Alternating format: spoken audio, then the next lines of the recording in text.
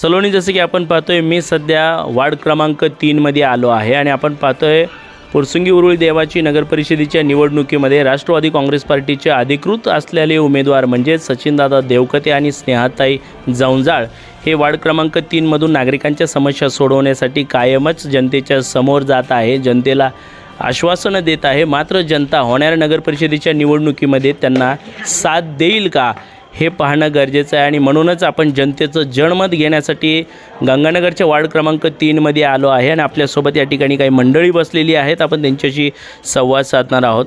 ताई, तुम्हाला माहिती आहे वार्ड क्रमांक 3मधून राष्ट्रवादी काँग्रेस पार्टीचे अधिकृत असलेले उमेदवार म्हणजेच सचिनदादा देवकते आणि स्नेहाताई जवंजाळ हे योग्य उमेदवार आहे का? हो, योग्य आहेत। योग्य उमेदवार आहे? हो हो। कशावरून योग्य उमेदवार आहे असं वाटतं तुम्हाला? ते कामं व्यवस्थित करू शकतात आणि सगळे ओळखीचे आहेत आणि म्हणजे कसं विश्वास आहे त्यांचा की ते इथले कामं करू शकतात। काय कामं झाली पाहिजे या भागातले? रस्ते, पाणी, कचऱ्याची गाडी व्यवस्थित येणे, पाण्याचा म्हणजे पाणी पण नाही का कमी पडतं, म्हणजे पाण्याचं व्यवस्था पूर्ण झाली पाहिजे। मग काय वाटतं, निवडून येईल की? 100% येणार। आपलं मत कोणाला असणार? स्नेहाताई यांना आणि घड्याळ नाही का आणि सचिन दादा देवकते यांना आपलं मत असणार। हो। तर तुमचं मत काय आहे? मला नाही भाषा येत नाही। तर तुमचं मत काय वाटतंय, राष्ट्रवादी काँग्रेस पार्टी यंदा बाजी मारेल का? हा, राष्ट्रवादी काँग्रेस पार्टी हेच जिंकून येतील। जिंकून येतील? का बरं? कारण आमचा त्यांच्यावर पूर्ण विश्वास बसलेला आहे ना। राष्ट्रवादीवर विश्वास आहे? हा। मग राष्ट्रवादी काँग्रेसचे अधिकृत उमेदवार सचिनदादा देवकते आणि स्नेहाताई जवंजाळ आहेत, काय करतील हे कामं? हो, करतील ना। काय कामं या भागातली झाली? रस्ते व्यवस्थित पाहिजेत, नळाला पाणी व्यवस्थित आलं पाहिजे। जे 8 दिवसाला पाणी सोडते ते 1-2 दिवसाला सोडलं तरी चालेल।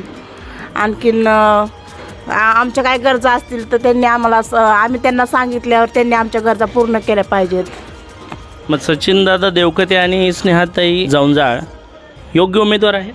हो, योग्य उमेदवार आहेत। मग आपला पाठिंबा कोणाला आहे? घड्याळ, राष्ट्रवादी काँग्रेस। काय वाटते, बाजी कोण मारेल मग यंदा? घड्याळ। घड्याळ बाजी मारणार? हो। गुलाल उधळेल का? हो हो। कुणाचा? राष्ट्रवादी काँग्रेस।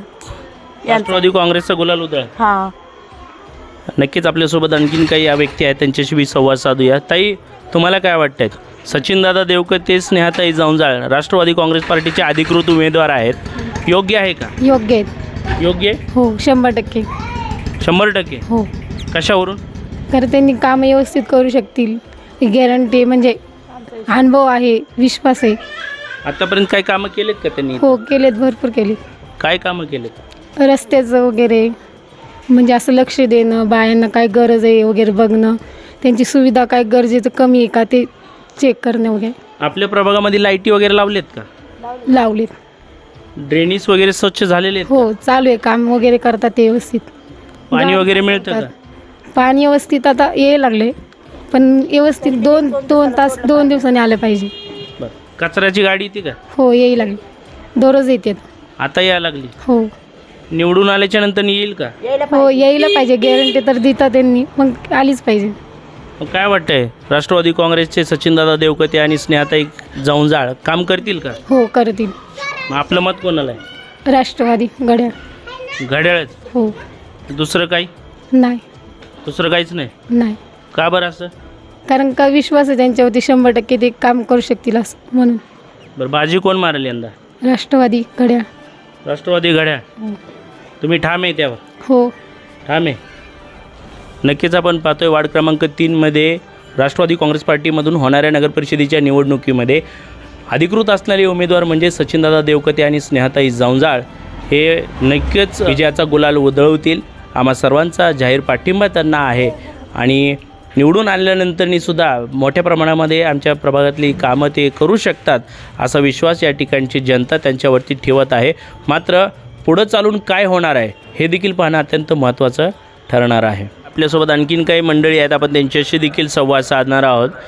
दादा, तुम्हाला काय वाटते, होणाऱ्या नगरपरिषदेच्या निवडणुकीमध्ये राष्ट्रवादी काँग्रेस पार्टीचे अधिकृत असणारे उमेदवार म्हणजेच सचिनदादा देवकते आणि स्नेहाताई जवंजाळ योग्य उमेदवार आहे का? आहेत। योग्य उमेदवार आहे? आहेत। कशावरून योग्य उमेदवार आहे वाटतं? आहेत, आमच्या संपर्कामधले आहेत। गणेश ढोरे आमच्या संपर्कामधले माणसं आहेत. बर, आम्ही त्यांची माणसं आहेत. आम्ही गणेश आबा संपर्कात आहे म्हणून ते निवडून येतील. येतील ना. या भागातले काय समस्या आहे आता? कचऱ्याच्या बाया नाहीत, साफसफाई नाही, मच्छरची कधी दुरुस्ती नाही, पावडर नाही, कधी फवारणी नाही. पाणी येतंय का? पाणी येतं आहे, कधी येत नाही. रोडला खड्डे बिड्डे आहेत का नाही? आहेत ना, काय समोरच आहेत ना, खड्डे बिड्डे भरपूर आहेत. भरपूर आहेत. त्रास होतोय का? त्रास काय सगळ्या जनतेलाच होतो ना, आम्हालाच काय. मग हे सगळं त्रास मुक्त होईल का आपण निवडून आल्यावर? आता काय सांगता, आता जर करतो मध्ये मग करणं न करणं त्यांचं कर्तव्य आहे ते. दादा, तुम्हाला काय वाटतंय? राष्ट्रवादींनी नेमलेले उमेदवार योग्य आहे का अयोग्य? योग्य आहे. आहेत. आपल्या भागातले काही विकास कामं झालीत? बरं, त्यांनी बरेचसे म्हणजे कधी आमच्या आल्या अडचणी त्यांनी सोडवलेत बरं का. कोणी? म्हणजे गणेश आबाच्याच मार्फत असल्यामुळं मग ते का योग्य आहेत असं आहे. गणेश आबा ढोरे यांच्या मार्फत असलेले उमेदवार योग्यच आहे. योग्य आहे. पण राष्ट्रवादी महत्वाचे आहे का गणेश आबा ढोरे महत्वाचं आहे? तसं तर आमचं जे काम ऐकतं ते गणेश आबाकडे सांगतो आम्ही, पक्षाकडे बघत नाही. जे आमचं काम ऐकतो ते आमचा माणूस.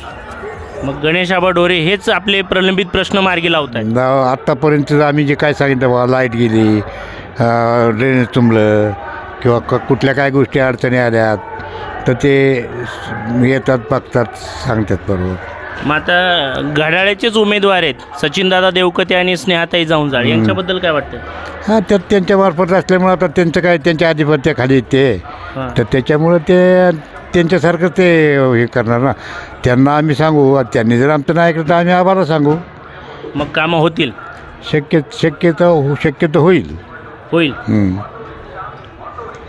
नक्कीच या भागातले प्रलंबित प्रश्न मार्गी लावण्यासाठी राष्ट्रवादी काँग्रेस पार्टीचे अधिकृत असलेले उमेदवार सचिनदादा देवकते आणि स्नेहाताई जाऊनजाळ हे कामं करतील असा या ठिकाणी जनतेचा ठाम विश्वास आहे. जर ते काम करू शकले नाही तर आम्ही माजी नगरसेवक गणेश आबा ढोरे यांना सांगू आणि त्यांच्या माध्यमातून या भागातली सर्व कामं करून घेऊ असं या भागामध्ये राहत असणारे जनता आपल्याला सांगत आहे. पुढं चालून काय होणार आहे हे पाहणं देखील अत्यंत महत्त्वाचं ठरणार आहे. म्हणून पुढं जाऊया आणि जनतेच्या मनातलं जनमत काय आहे हे पाहण्याचा प्रयत्न करूया.